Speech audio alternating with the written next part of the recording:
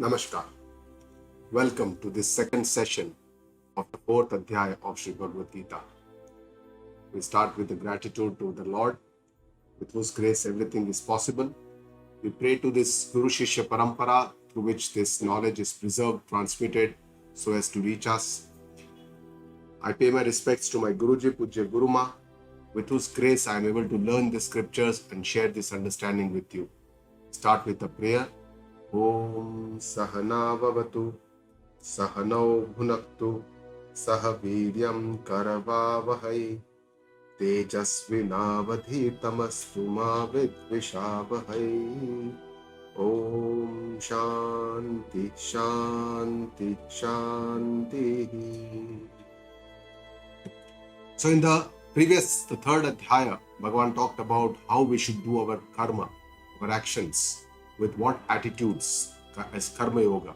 And this is the beginning of the spiritual journey, where karma with the understanding of the Ishvara, the bhakti also is part of the karma. So karma and bhakti both together forms the karma yoga, and Bhagavan showed many different attitudes of karma yoga, how we can do a surrender to please the Lord, as if we are an instrument, a nimitta bhav, as if we are playing many duties, our roles in our life, and accept karma phala as a prasada buddhi.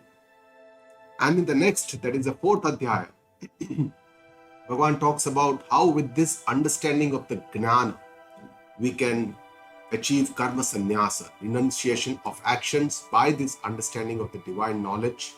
In the beginning, Bhagavan talked about the Jnana Parampara, how it starts from from the Lord, from the God, Bhagavan says, and then how it became lupta. In between it became, it was almost nashta praya. And then Bhagavan says, I'm telling you the same which I told Surya at the beginning of the creation. And Arjuna asks, how is it possible? And in response, Bhagavan shows his original Brahma Swarupa, Ajopi Sannabhyayatma, and then describes his incarnations, Yada Yada Hi Dharmasya, and when does he incarnate, what is the purpose, Paritranaya Sadhunam. And then he talked about how we should do our journey of Karma Yoga. Vitaraga Bhaya Krodha from the 10th shloka onwards talks about the spiritual journey, how, and shows that he is the creator of this Varnashram Vyavastha. And then he says that though I am the doer of everything, still consider me that I am the non-doer. I am Akarta Namam Karmani Limpanti. He says there is nothing, no karma binds him. He is full of knowledge, he is full of this divine knowledge. And in this today's second session, we are going to talk about what are the ways that the Gnani lives in this world. What are his karma, a person who is full of knowledge. And then Bhagavan talks about the 12 Yagnas that we all can perform, and finally praises the Gnana Yagna. And later on in the third session, we'll talk about who is the ideal guru, who is the ideal student, what is the benefit of this Gnana, what are the real benefit, and how we can achieve this Gnana. That is what Bhagavan will talk. So Bhagavan, in the 15th shloka, he said that you must do karma yoga just like your forefathers did. They attained the moksha. He gave examples of Janaka, and he also said that Yadada Charati Shrestha, what the highest and the most honorable people do, you should do karma yoga in the same way. And here Bhagavan says, Evam Gnatva, knowing me in this way, because in the previous two shlokas he said, Namam Karmani Limpanti, Name Karma Phales, means that Bhagavan says, my Paramarthik Swarupa, my original Swarupa is Akarta, Abhokta, Asanga. I'm completely detached. I'm the Satchit Ananda Swarupa. And knowing me this way, the seekers of the ancient times performed their duties, their karma yoga they did, just like your forefathers Arjuna. You should also do this karma.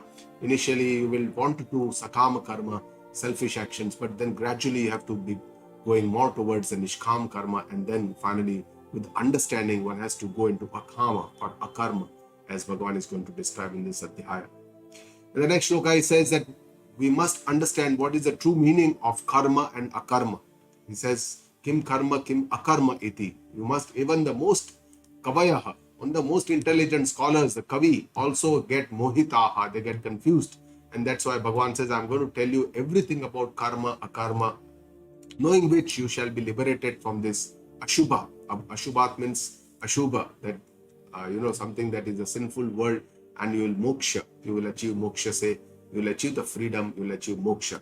So karma or actions normally lead to bondage, but karma yoga is that technique, that skill which helps us to get us relieved from this bondage by doing karma yoga with a particular attitude which Bhagavan has already described. And how we should perform these actions, and how with this understanding of this karma, akarma, vikarma, what is this? Bhagavan is describing in the next shloka. It says, karmana abhibodhavyam. We should know what is the karmana, what is to be done, what is the prescribed karma according to Vedas, what is vikarmana, forbidden action, nishiddha karma, according to Vedas also is worth knowing. Akarmana is really worth knowing what is actionlessness.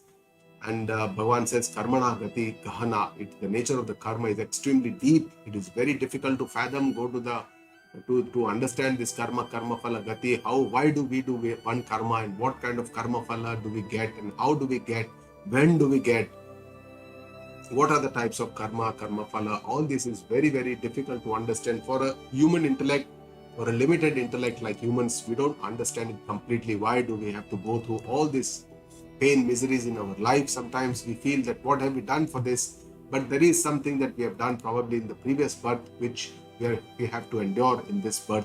So all this karma phala is something that which is beyond our understanding. But the most difficult to understand is the akarma, and it is very important to understand what Bhagavan is trying to say by akarma. So essentially what normally we understand akarma means actionlessness. If you see the dictionary, the meaning will be actionlessness. That means absence of movement, absence of chesta, actionless, being lazy, not doing work. But actually just absence of movement is not akarma. Bhagavan says that even being in action, being in karma, one can be in akarma. And how is this possible? Bhagavan himself says, Namam karmani limpanti name karma phalesva, that I have created this four chaturvarnyam maya srushtam. Though you consider me as a creator, I am the non-creator. So how can we understand this? Because a wise person, the person who is completely paripurna in Atma Swarupa, Atma Sthiti, and that is a karma, it is a karta. Atma Swarupa is a karta Swarupa. So one who has this understanding of his own, that I am the Atma Swarupa, is a karma, is a karta. And that's why that person, that wise person, even though he is or she is in action or is not in action from outside, that person is always steady, steadfast in the Atma Swarupa, in own self, and that is a karma. In the next shloka, Bhagavan talks about the correct attitude and understanding of the wise, which is a little difficult shloka to understand. Karmanya akarmaya pashyed akarmani cha karmaya sabuddhiman manushyesu sayukta krutsna karma kruta. Bhagavan says, Yaha karmani akarma pashyed, one who sees action in inaction. Cha yaha akarmani karma, and one who sees inaction in action.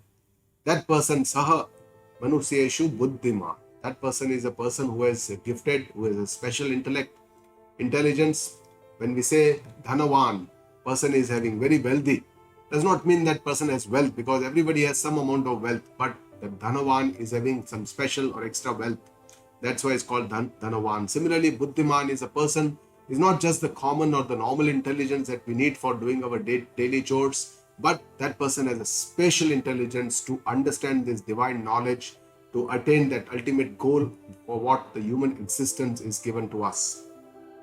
And that is the special intelligence that Bhagavan is talking about. Sah yuktaha. That person is a yukta, is a paripurna person, is a yogi, is a viveki. Kritsna karma kruta, has performed everything. All the actions have been performed because that person is completely full, is paripurna with Atma Gnana. And that's why, because that person has got this Atma Sakshatkara, is completely full, doesn't have any seeking, longing, or have much special desires. And the hidden meaning of this verse can be very difficult, because when we say one who sees action in inaction, one who sees inaction in action is an intelligent person, something doesn't make sense to our normal intellect. But only a guru can explain us that what Bhagavan is trying to say here is that while in inactivity, in akarma, ajnani, for ajnani, inactivity is akarma. But the person who is still in inactivity still keeps on thinking about activity, karma, desires, all this is going in the mind, and that's why that person is in karma. So karma is not just physical karma, but even mental thoughts, words, all this is karma according to our Shastra. Whereas for a wise person who is already in karma, who is in action, who is in movements, but that person is still steadfast in his or her own Atma Swarupa, akarma Atma Swarupa, And that's why this person, even though he is in karma, is in akarma. So this is what Bhagavan is trying to say in this shloka. And the understanding is that what is the difference between Agnani and Gnani? The main root problem is the ignorance, Agnan. And this Agnan only can lead to all this moha and all these problems that we have. Only this Agnan can be relieved by Atma Gnana, by the self-knowledge, the real knowledge, the divine knowledge that Bhagavan is talking about. And then only can lead us to the eternal freedom that we all seek all the time. So Agnana, how does it work? This Agnana is a avrana. It creates a kind of it hides the true self, and that's how it creates a doership feeling, a kartrutva in the person. Person is limited by the ego, by the pride, and with this, the person performs the karma, all the actions. May it be all the kinds of actions. And this karma itself leads to karma phala, the beach, and then we have to endure this bhoga. Karma phala, bhoga, and then again this leads to kartrutva. And this cycle keeps on going till the Agnan is lived. Because all these attachment to our own limited self, the body, mind, sense complex, this leads to bondage, whereas detachment from this and understanding that we are not this, we are something separate from this body, mind, sense complex, we are the eternal Atma Swarupa.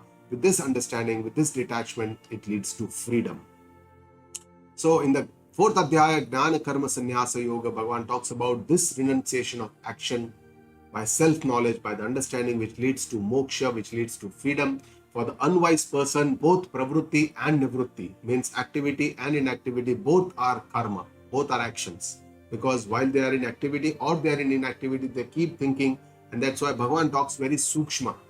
For the wise person, both pravrutti and nivrutti are akarma. Because for the wise person, even if they are in pravrutti, they are in akarma, they are in sthit in their Atma Swarupa. Even in nivrutti, they are in Atma Swarupa, which is akarma. And that's why both of them are in akarma. This is the real understanding of the wise person and the wise person, that unwise are both in karma, whereas wise are in both, they are in akarma. So the understanding of the wise is that the karma happens in this body, mind, sense complex, and I, my true self, my real self is akarma, akarta, Atma Swarupa.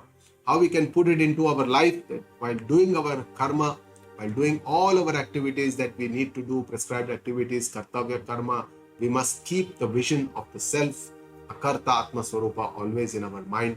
And this is how we can practice Jnana Karma Sannyasa Yoga in our daily life.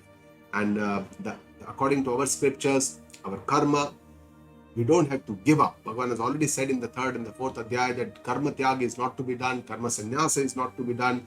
Shastras never order karma sannyasa. It only permits karma sannyasa when the karma becomes ripe. When the karma through all this karma yoga sadhana becomes ripe, then just like a fruit, when it becomes matured, ripe, it falls off on its own. Similarly, the karma also, when it becomes matured, it becomes ripe, it will fall off on its own with the understanding, with the gnana. And this is what is called the Jnana Karma Sannyasa Yoga. And this is what Bhagavan is talking about. In the next shloka, Bhagavan talks about who are these wise people. In the next 5 shlokas, he talks about how these wise people live in this world. Different kinds of wise people. Some are Gruhastha Gnani, they are in the householders, but still they are enlightened. Whereas there are some who are Nivrutta, they are sannyasis, they live in places of pilgrimage or in the forest, but they are also Gnani. But how they live in this world, Bhagavan talks about. Yasya sarve samarambhaha kama sankalpa varjitaha gnanagni dagdha karmanam tamahu panditam buddhaha.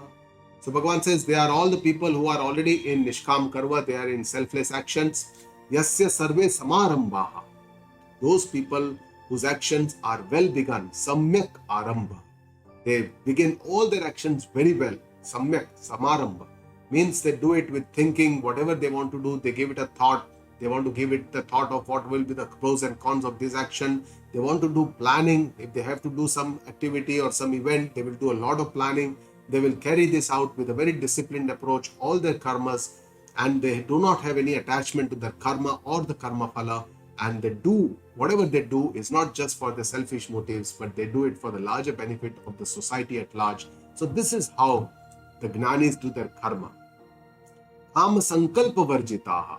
They don't do it for just fulfilling their own desires, but they do it for fulfilling the desires of larger amount of people. They do it selflessly as a duty, that they have been given, or yadruchaya, as if it is a God's will that they have been given this, to do this, to spread this message. That is how they will create this kind of do all their actions. Jnanagni dagda karmanam, for whose all actions are burned in the fire of knowledge. This Jnani with the Gnana, which is very steadfast, that is the Sthita Prajna, all these actions are burned because they don't have the Kartrutva, they don't, and that's why, because they don't have this Karta Bhav, they always feel that they are the non-doer, they are the Akarta as Swarupa, and that's why they don't have any karma. Karma does not bind them. With this understanding, with this knowledge, karma does not bind them. Tam buddhaha panditamahuhu. These people are called the wise people. They are called the gnani. Those who begin all their actions very, very meticulously, are very well planned. They do it selflessly, and whose all his actions are burned. They don't have the kartrutva, they don't have the abhimana, the pride that they are the karta of these actions. So this is what Bhagavan is trying to say. So whenever there is kartrutva, which is because of agnana, there is always the bhoktrutva. We feel that we are the doer, we are the enjoyer, we get all the fruits, and that's why we keep doing it with the same, without any understanding. We keep doing this karma with this kartrutva, bhoktrutva bhav, keeps the sansara chakra alive. It keeps us in this sansara bandhana, and that's the crux of the problem. Next shloka, Bhagavan also talks about the same Gruhastha Gnani who renunciates, who does the karma yoga, renunciates the fruits of action. Tyaktva karma phala sangam nityatrupto nirashrayah karmanyabhi pravrittopi naiva kinchit karoti saha. So tyaktva karma phala sangam. This person renunciates all the attachments to the fruits of the action, the karma phala. He knows that karmanyavadikaraste, I have to do my karma in the best possible way. If it's a student, do your preparation, study well. Whatever is the result, the karma phala, the mark sheet, it's not unto me. If the person is a professional, do it very well. Whatever they need to do, IT, they want to do, they are a banker, or they are a doctor, or whatever, they are a professional, a chartered accountant, will do his karma in the best possible way and accept the karma phala as it comes. The focus will be on the karma, and this is what Bhagavan says is the right way to do karma. Nitya truptaha, is always satisfied. Bhagavan is talking about the Gnani Mahapurusha. He doesn't have seeking, doesn't have longing to achieve more, to get more and more, because there's always satisfied. Is Atmarati, Atmatruptaha. Bhagavan has already described in Sthita Prajna. Nirashraya, it's not dependent on anyone or anything for this in this world. He is not ashrita, he is not dependent on anybody else for his own happiness, does not seek company all the time, does not seek objects for his self-glorification. But this shows the underlying, the freedom, the swatantriya of this Gnani Mahapurusha, who does not seek anything else from this world. Karmani abhipravritta api. Even though that person lives in this world in full of action, from outside we may think that this person is already in action, a lot of activities being done. Na eva kinchit karoti saha, does not really do anything, because that person is sthit in the karta bhav and does plays all the roles that he or she has been given in this life, plays it meticulously very well, but knows very clearly that this is a role playing, that the real self is akarta, is Atma Swarupa, and the creator is the director who has given all these roles to different people. And that's why everybody is working according to the roles. It's like a big drama that is happening. That is the understanding of the wise. And that's with that understanding that wise person does not get attached to a lot of people, but still is able to do all the karmas very meticulously and very well. In the next two shlokas, Bhagavan is describing the Nivrutti Gnani, the person who has renounced this world, Nivrutti, and is living a very simple life and does not commit any sins.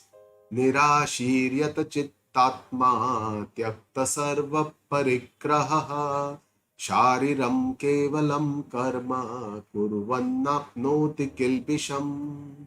So this person is Nirashi, who does not have any expectations or desires. It is said that it is the expectations that create a lot of pain and miseries for most of us, because we keep expecting from others what they should do to us, how they should praise us, how they should understand us, how they should love us, how they should do what we want them to do. So these are all the expectations that create a lot of problems in our day-to-day life. This Gnani Mahapurusha does not have any expectation from others, will accept everybody as they are, and does not have any desires, and that's why that person is very, very happy. Yata Chitta Atma. That person has a complete control over his or her own mind, body, sense, intellect, indriya, mana, buddhi. And this is because when they have renounced this world, they have a particular goal for which they have to reach. And for this, they need to have a control over their mana, buddhi, chitta, ahankara. And this is how Tyakta Sarva Parigraha, they have given up all their possessions of their worldly life, all the objects, all the attachments, all the people, all the relationships, everything they have given up. They don't have any tendency to hold. They just live a sannyasi life without any attachment. Shariram Kevalam Karma. They will continue to perform all their actions for their daily living. They will go Bhiksha, Atan, they will ask for alms, they will eat, they will continue all their routine, they will do snana, shaucha, all this shuddhi karma, they will do tapa, puja, archana, all these kinds of karma they will keep on doing. But this karmas, they will do it in such a way that kurvanna apnoti kilbisham, does not create any further sins. They will be very careful that they don't create any papa karma. They will do all the sat karma, all the shuddhi karma, and they will be very, very cautious. They will be very aware, these people, the nivrutti gnani. So these wise people, they don't have any attachment to karma phala, and that's why they do it, the karma, in a very well way. They don't have any kartrutva, and that's why the karma don't bind them, and they don't have any asakti. They don't have any attachment to the people, to the place that they are living, to the objects that they have. They will keep on doing it with a selflessly.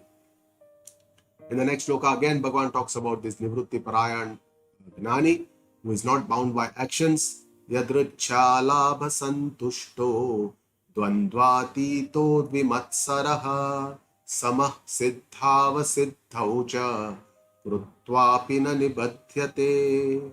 So Bhagavan says, Yadrucha labha santushta. Whatever comes to them by chance, by an accident, they accept it as God's will. It may be a very difficult situation, it may be some disaster, it may be some very difficult problems in life. They come, they accept it as Yadrucha, as if it is a God's will, it is their destiny that they have to endure this, they will go through it. They are very satisfied, santushta, they will remain satisfied. They will not curse God that why did you give me so much dukh or things like that. They will never do this. They are always satisfied, whatever they have. They have a very positive attitude towards what they have, and that is their attitude or towards life. Dvandva atito, they are dvanda atita, means they have risen above these dualities of the world. They know that this world is full of dualities. Sometimes I will get praise, a lot of praise. Sometimes there will be some people who will disrespect me. Sometimes I'll get sukha, sometimes I'll get dukkha. Some of the things I will like, some of the things I don't like. And all these dualities, they will remain sama. They will remain in balance. They will not become very happy when they get sukha. They will not be very sad when they get dukkha. They will remain equipoised in all these dvandvas of this world. And that is what their understanding is. Vimatsara. They never feel jealous. Matsarya means jealousy. And it's a very bad durguna because it does not allow us to progress further in our life. And these Gnani Purusha, they don't have any jealousy for anyone.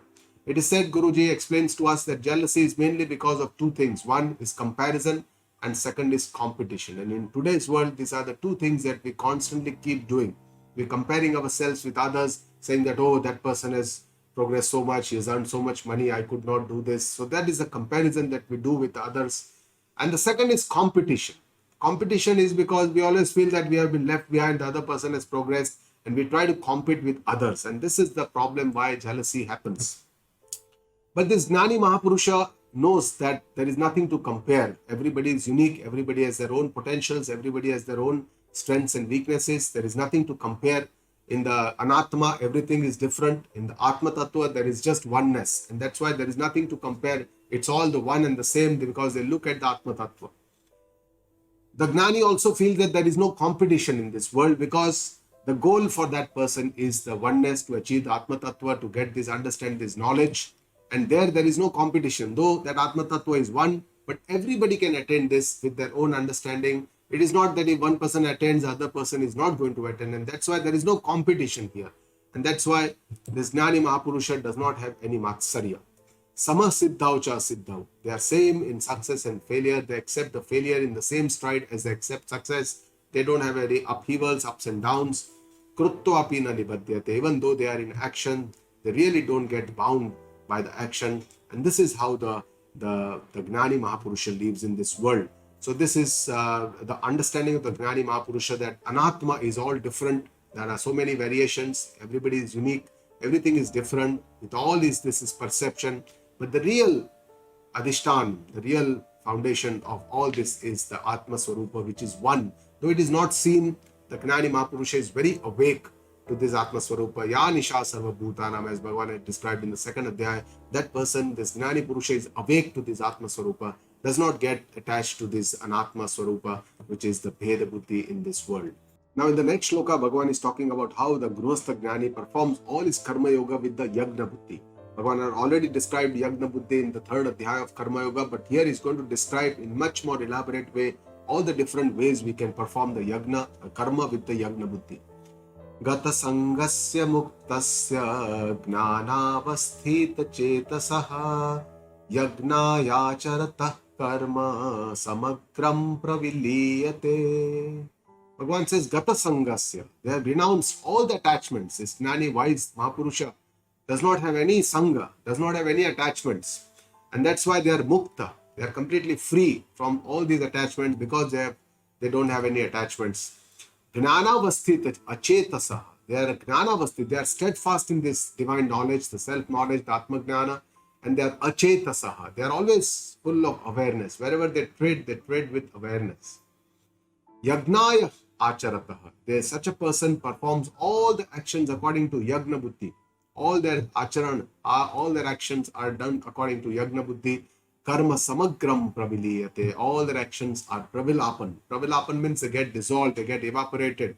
And Bhagavan has already said previously, Gnanagdidakta karmanam tamahu panditam buddhaha.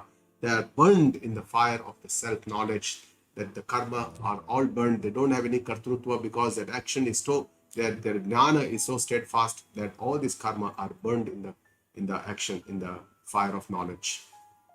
So essentially what Bhagavan is trying to tell us is to get from karma, we have to go towards akarma. And this is what is the crux of the last 4 shlokas that Bhagavan described. If you see the last statements of Bhagavana, it says, Naiva kinchit karoti saha, that in spite of doing everything, understand that I'm not doing anything. Kurvan napnoti kilbisham. These wise people, they do everything, but they don't achieve any sins. They don't do any papa karma. They do it with a lot of awareness. Krutvapi na nibadhyate. They do everything, but they don't get bound to their actions. They are always free from their actions with the understanding, with the gnana. And karma samagram praviliyate. All their actions get dissolved in the fire of knowledge.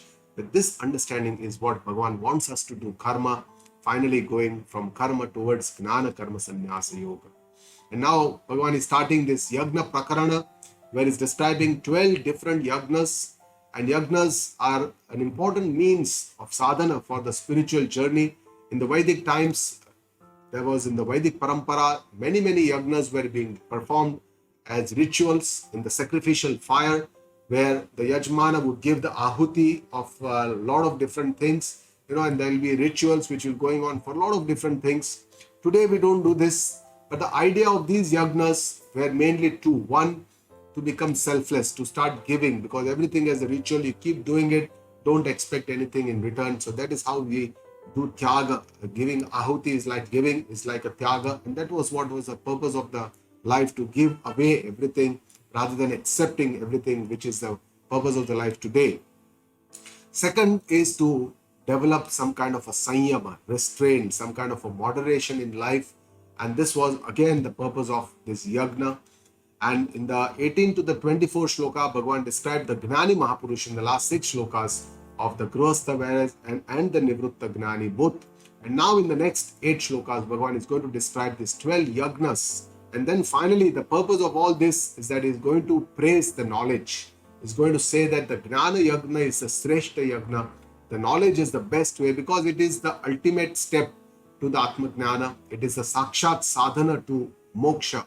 And that's why the Gnana is given so much of importance here in Gita Ji. Of course, all the other sadhanas are also very important. Karma Yoga, Bhakti Yoga, Ashtanga Yoga, all the other sadhanas are very important. But they are the complementary sadhana. They are the Sahayak sadhana. As if we want to fly, we want to reach to the another floor with a flight of stairs. We have to go through all the stairs. But the finally last step that we reach to the other floor is by the last step. So similarly, all the other steps are all the other sadhana, we are the sahayak or the complementary, they are helpful to us, but the final goal is the knowledge. Knowledge is the way, it's the sakshat sadhana to moksha.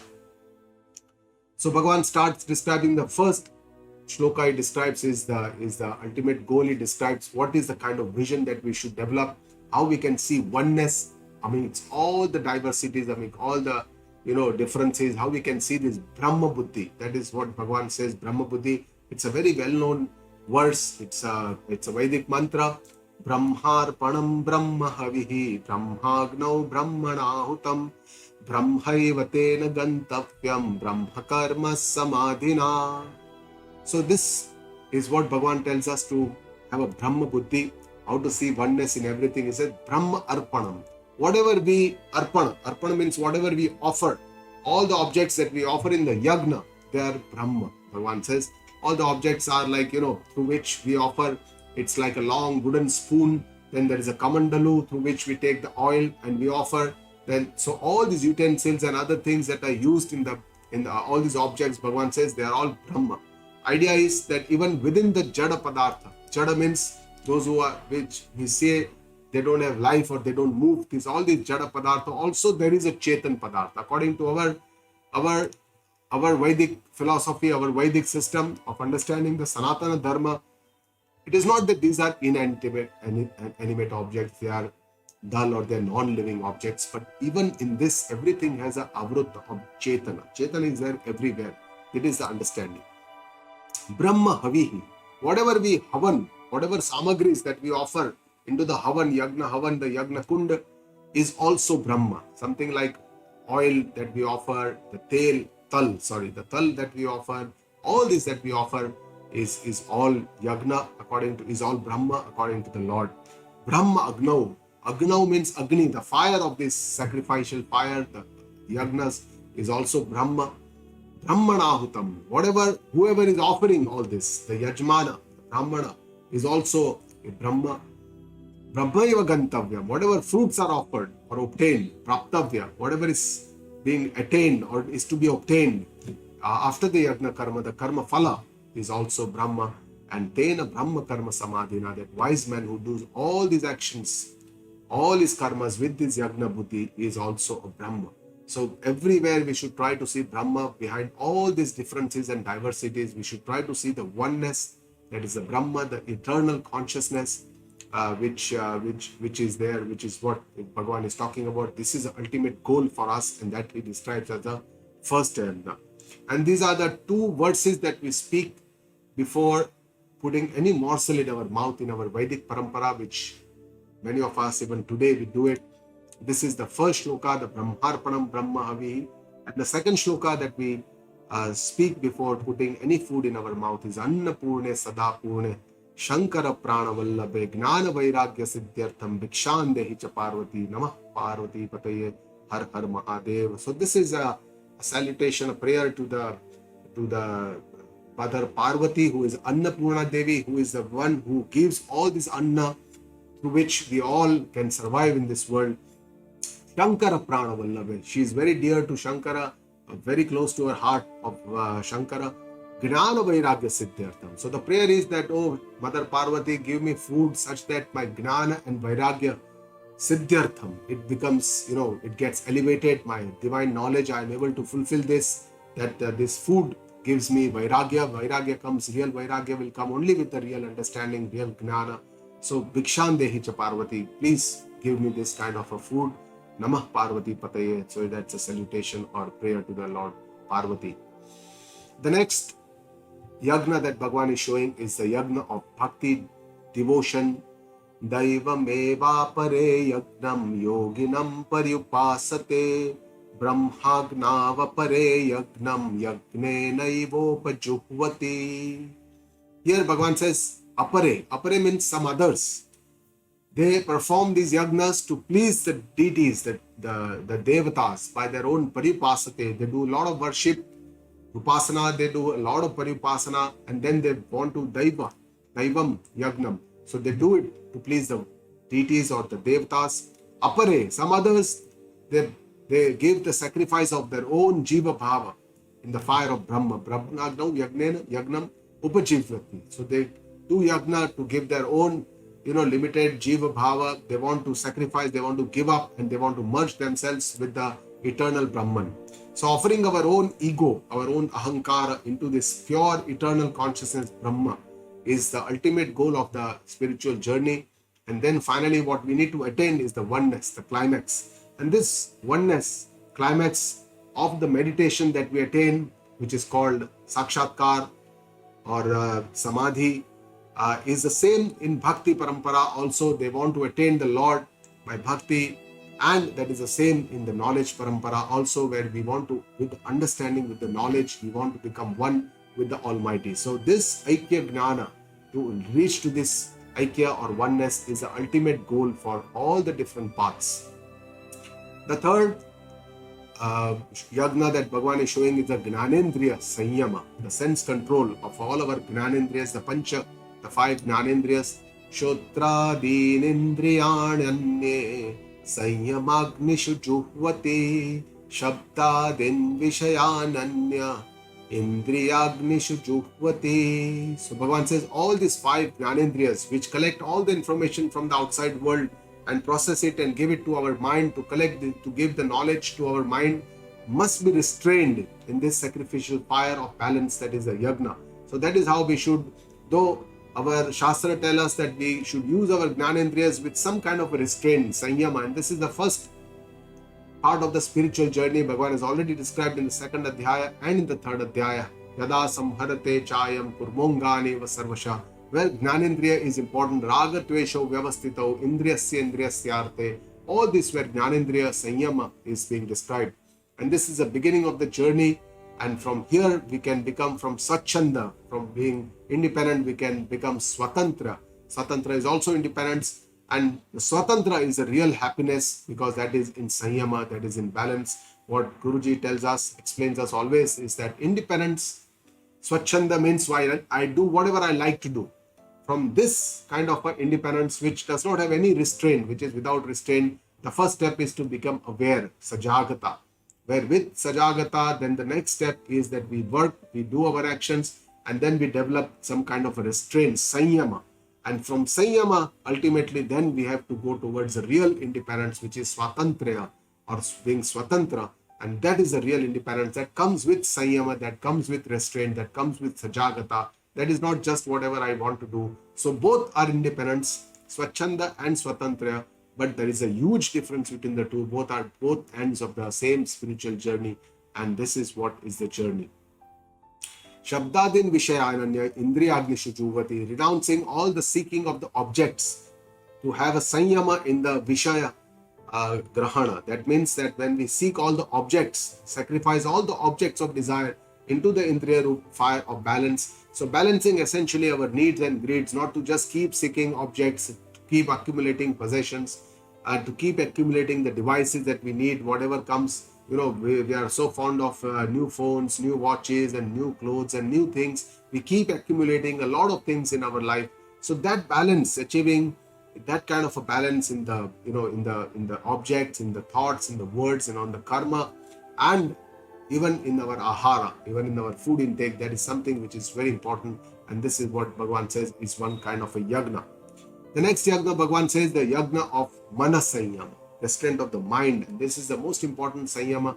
Sarvanindriya karmani prana karmani chapare atma sanyama yogagno juhvati gnana dipite. So others control all the sense organs, the 5 karmendriya as well as the 5 gnanendriya, and all the prana also along with this. And this is all sacrificed in the fire of the inner yoga of balance, so it becomes restrained. There is Atma Sanyama Yoga. Bhagavan is going to talk about this in more details in the 6th Adhyaya when he talks about the meditation part.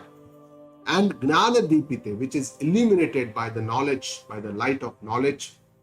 And here, the yoga sadhana, the yoga path itself wants the chit and vritti nirodha. That means we need to have a mind which has to be restrained. And the entire spiritual journey is for restraining our mind, because mana is very chanchala and it is very bahirmukha. It goes out, the indriyas are bahirmukha, the man is also goes out along with the indriyas. And there is so much of chanchalta that we are not able to focus on our Atma Tattva. And that is what is the Chitta Vritti Nirodha. Get all our Chitta Vritti from the outside world and then go inwards. And this is the yoga path where the dharana, dhyan, and ultimately it leads to samadhi. That is what is achieved. Then in the next shloka, Bhagavan describes 5 different types of yagnas. Dravya yagna, tapo yagna, yoga yagna, statha pare, swadhyaya gnana yagnascha, yataya sanshita prataha. Dravya yagna. Bhagavan describes the dravyas, all the different kinds of objects like giving wealth. These are all the yagna that we do some donations. Tapa yagna, accepting some Vedic rules to develop discipline and patience in our life. By accepting difficulties, doing some tapa, some kind of fasting or things like that. Yoga yagna tatha apare, but others do yoga yagna, ashtang yoga sadhana. Swadhyaya yagna, people do daily reading of scriptures, Vedas of their own shakha or Geeta ji. Gnana yagna in Vedanta means that we every day we spend some time in Shravana, Manana, Nididhyasana of the divine knowledge. And Yataya, one who is serious for a change in their life, is Yataya. Yataya means prayatnashil. He is always puts in efforts, is aware, is balanced, does with restraint, with discipline, is not lazy, utilizes the time for the best upliftment of their own self. And sanshita vrataha means they are firmly resolved in their own change. They don't do it half-heartedly. They don't do today one yagna, tomorrow another. They will keep doing that. They will have a discipline in life. And they will keep with their firm resolve, with their firm vrata, sanshita vrata, that they want a change in their life. They will keep doing all these yagnas in their life. So understanding what is yoga yagna, the yashtang yoga sadhana, it is like 8-fold path of the yoga. We only understand yoga means asana, but it's not like that. The first 2 are the yama and the niyama. There are 5 yamas and 5 niyama. Yama is mainly to develop a kind of a harmony in the world when we deal with others in vyavahara, whereas niyama is for disciplining the individual person. Then there is asana. Asana is mainly meant for improving the flexibility and creating a balance of our physical body so that it can undergo further spiritual journey to pranayama and other again in meditation. So pranayama is the next. It's a breath control, and through the breath control, the idea is to calm the mind ultimately. Pratyahara, Indriya Sanyama, which is called Dhamma or control of the senses. Dharana is control of mana, control of mind in one place by meditating techniques. Dhyana is the steadfast intellect, the buddhi, thoughtlessness to develop that stage. And finally, the last goal is the samadhi, oneness, being where there is nothing like the dharana, dhyan, all the person, the goal, and everything becomes one, merges. Initially, it is the savikalp samadhi, but finally, it is the nirvikalp samadhi, where only one thing remains. There are no differences.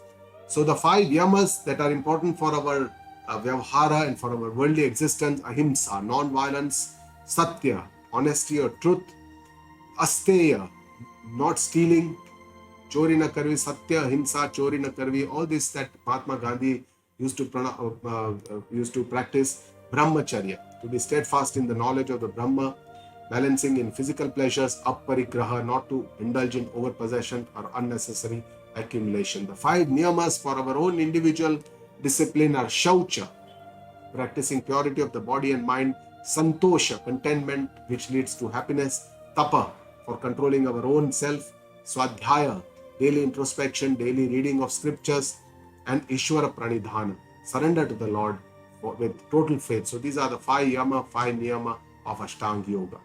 The next yagna that Bhagavan talks about is the pranayama yagna. Apane juhvati pranam, prane panam tatha pare, pranapana gatirutva, pranayama parayanaha. Apane juhvati pranam, sacrifice their prana in the apana, that is the inspiration in the expiration, that is called the purakta, inhaling. Prane apanam tatha par, others sacrifice their apana into the prana, so that is by exhale or what is called as a rechak. Prana apana gati rudva, some people try to control their prana by doing deep inspiration and doing a kumbhak, where they will hold their breath, which is called kumbhak. And pranayama parayana. There are people who give a very important priority of pranayama in their life. They will practice pranayama, and that is also what is one of the yagnas that Bhagavan talks about. And then Bhagavan says that there are some others who practice the balanced diet, the prana yagna. Apare niyataharaha pranan praneshu juhvati sarve pyete yagna vido yagna shapita kalmashaha. Apare niyatahara. Others have control, self-control over the diet. They only consume small amounts, sattvic diet, because they know that there is a very direct relationship between diet and sadhana. If they eat something which is very tamasic on the previous day, very late, very heavy meals, then the next day morning they are not able to do their proper meditation. With this understanding, they will have a sanyama over their diet. They will have a very balanced and sattvic diet, properly timed. Pranan praneshu juvati. They give sacrifice of the prana into the different prana, because there are several prana. There are 5 types of prana, and there are several types of peta prana, means the subtypes of prana also. Ete sarve api yagna vida. All the seekers know that these yagnas, and also know that yagna kshapita kalmashad. By practicing these yagnas, all their sins are destroyed, because these yagnas, they will give selflessness, giving, an attitude of giving, and they create adrashta phala, that is a punya karma, and all their pap karma will get destroyed by this punya karma. And Bhagavan in the next shloka talks about that performing these yagnas, that person can obtain the highest goal. How we can accept the karma phala as a prasada buddhi. Yagna shishta mruta bhujo yanti brahma sanatanam nayam lokosya yagnasya kutonya kuru sattama. Yagna shishta amruta bhuja. Bhagavan says, whatever it remains after yagna, whatever you do yagna, whatever you do karma, now whatever comes back as karma phala, then we accept it as a prasada. It is like amruta bhuja, it is like a nectar, because we keep, as we share, it becomes like a prasada. Sanatanam brahma yanti. After purification of our mind, doing karma yoga like this, we go ahead and attain the atma gnana, and we lead to brahma, we lead to amaratva, or we lead to amruta, freedom. And that's why this importance of these yagnas, that practicing them, we achieve a purity of our mind by doing the selfless karma, and then we become eligible for this highest knowledge. That is the link between the karma yoga and atma gnana. The link is the antakarana shuddhi, the purity of the mind. It's only through this purity of the mind that we become eligible to understand this divine knowledge that Bhagavan talks about. And Bhagavan also criticizes those who don't practice these yagnas. He says, Nayam lokosya yagnasya kutonya kuru sattama. Hey Kuru Sattama, Arjuna, the best in the Kuru dynasty, ayagnasya. Those who don't practice these yagnas, ayam lokaha na asti. They never become happy in this world. They have all the miseries. Kutah anya. How can they become happy in any other world? Even after death, they will not become happy when they go to other worlds. And our actions in life need to be more selfless. That is what Bhagavan is trying to tell us. Not just before we do everything for our own self, but try to see the society, at large, and human life is given to us for doing better karma, to achieve better elevated position in our life, to do dharma karma, to do yoga, to become one union with the Creator, with the Almighty, not just for the bhoga and doing the karma for the bhoga. That is what Bhagavan is telling about, trying to tell us why human life is given to us and what is our ultimate goal, how do we need to live this life. And then Bhagavan is telling in the next shloka that all these yagnas are performed with action. And that's why you have to do action, you have to do your karma yoga. That is what Bhagavan comes back to after describing all these yagnas. He says, Evam bahuvidha yagna vitata brahmano mukhe karma jan vidhitan sarvan evam gnatva vimokshase. Says all these Evam Bahuvida, all these 12 different types of yagnas that I have described vividly, they are also described in the Vedas. Bhagavan says, Tan Sarvan Karmajan Vidhi. Know that all these yagnas can be accomplished only by our actions, our karma, and Evam Gnatya Vimokshasa. By practicing these yagnas, only one will achieve the freedom, the moksha, and that is only after purifying our own inner self. And that's why Bhagavan calls on Arjuna to perform his karma yoga to attain the highest goal of moksha. And finally, Bhagavan says that the tatparya of all this is that the Gnana Yagna is the best, the knowledge Yagna is the best among all. Shreyan Dravyamayad Yagna Jnana Yagna Parantapa. Sarvam karma khilam partha gnane parisamapyate. Bhagavan says, hey, Parantapa, who has defeated a lot of external enemies, but now we have to look within to see the inner enemies. Arjuna, Dravya Maya Yagnat. All these Yagnas that I have described to you, including Dravya Yagna, Gnana Yagna Shreyan. Gnana Yagna is the highest, it is the best of all. That is the one thing that you need to practice because that is the ultimate or the final step to moksha. It is a sakshat sadhana. And all the other yagnas that I've described are also important because they will help you to ultimately go towards the Gnana sadhana. They are all complementary, they are all sahayak sadhana for you. Sarva karma khilam partha gnane parisamapyate. All the karmas finally end in knowledge. And all the types of karmas that we do, sanchita, agami, prarabdha karma. Sanchita means they are already, they are already accumulated. Agami means they are already going to be done now in the future. Now we have to be careful because how we do it, we'll get the karma phala. And prarabdha are something that they have already started giving us the fruits of the action. These are all the different types of karmas. We must do it with a lot of awareness because they're all noted in our account and all because of which we'll get the karma phal. We have to do it with awareness and we do them responsibility. Aham karomi is a pride that binds us to these karmas that all we do, and ultimately everything is going to give us karma phalas. We have to endure this karma phalas, and knowledge or gnan is the only thing that releases us from this bondage of karma, and it's only with this knowledge that all the karmas can be destroyed. Bhagavan says, Sarvam karma kilam partha gnane parisamapyate. All they will be destroyed. And Bhagavan again stresses the main tatparya of describing all the yagnas is that the gnana yagna is the best. It is the last step towards moksha. Bhagavan also describes all the 6 inner enemies, the Shadaripu, the Kama, Krodha, Moha, Lobha, Mada, Matsarya. All these are the 6 inner enemies. The Shadripu, that is important that we need to take care of them because we only see that there are enemies outside. We never look within us and see which are the enemies sitting inside and which are the ones that are keeping harassing us. Always the Kama, the desires keep springing one after the other. The Krodha, the anger which comes when the Kama or the desires are unfulfilled. The Lobha, which comes when we want, seek, need more and more, more and more, more and more. Because when the desires get fulfilled, we want more and more. Moha becomes because of our Ajnana, we get attachment. Because of this, we get Moha. Mada is our pride, our ego, our kartrutva, our doership that keeps us in this world, in the samsara. Matsara is a jealousy that Bhagavan has already talked about, which is because of the competition and the comparisons. So all these are the ones that we need to take care. So with this, we come to the end of the today's session. Going ahead, Bhagavan is going to talk about how this knowledge can be understood, it can be obtained. We need a help of a guru. But who is the ideal guru? Bhagavan says, Tadvidhi pranipatena pariprashnena sevaya.